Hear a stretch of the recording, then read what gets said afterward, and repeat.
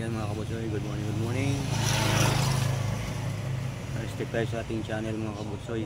At hindi ko alam kung makarecover pa tayo. At ano to,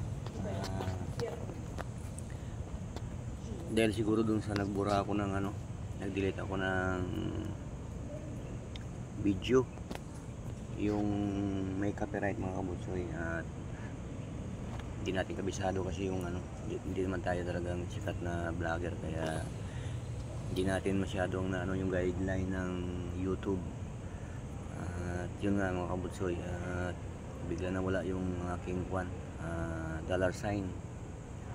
At hindi ko alam kung paano balik. Isabi 21 days mga kabutsoy, at hindi ko alam kung babalik pa ba yung dollar sign natin o back to zero tayo. Baka kailangan na natin ng ano, kailangan ko ng WH siguro na 1,000 ay 4,000 WH. Baka kailangan ko ng siguro yun kasi nawala eh. Kaya isa pa, madalang ako mag ano, upload. Puro short videos lang yung in-upload ko mga kabutsoy kasi busy. At akala ko hindi na-terminate tayo.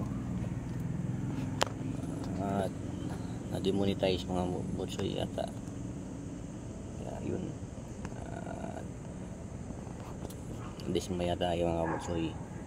Okay lang yan mga kabutsoy, at least mayroon naman tayong nasahod doon.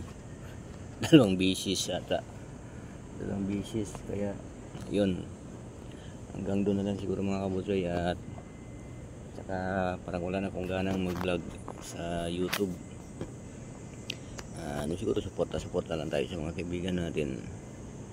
At pero may nakalagay doon mga kabutsoy, ano daw,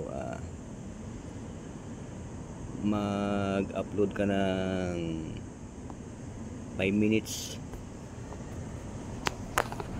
video, tapos pag nag-upload ka, ilagay mo daw sa unlisted, tapos i-screenshot mo siya, screenshot ba o i-copy mo siya, tapos ilagay mo doon sa URL doon sa baba sa may box, tapos ipakita mo daw yung mga gadget na ginagamit. Yung ginagamit ko lang mga kabutsoy na gadget, ito lang, cellphone. Tapos yung aking pag-edit, CapCut, yun lang mga kabutsoy gamit ko. Pag sa nagmotor ako, yung motocam ko na ano ang ginagamit ko mga kabutsoy, yun lang. At kung saan lang ako nakapag-edit, pwede sa kotse minsan sa bahay, minsan sa garahe, kung saan ako mga kabutsoy, basta may time na ako mag-edit, doon ako nag-edit.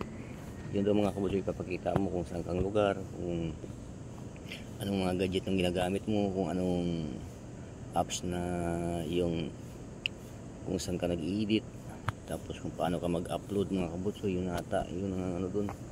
Kaya hindi ko alam, wala na mga kabutsoy. At comment na lang mabuti kung anong dapat gawin. Pero hindi nawala yung aking mga video, yung nawala lang yung mga ano mga kabutsoy, yung dollar sign tsaka yung dollar mga kabutsoy, nawala yung naipong kong dollar na 66 nata yun. Dapat malaki na yun eh kinakain lagi. Kaya hindi ko alam kung paano ibalik. At naghanap ako ng tutorial, may nakita ako doon, ganun din nangyari sa kanya. Kaya nag-upload siya ng 5 minutes video, pinakita niya lahat yung mga kung paano yung anong gamit yung gadget, tapos yung pag-edit niya pinakita niya, tapos kung ano yung content niya, yung pinakabutso yung inano niya doon, yung pinakita niya doon mga kabutsoy. Tingnan ko lang sa akin mga kabutsoy kung kaya kong gawin yung ginawa niya. At pinapanood ko siya kagabi.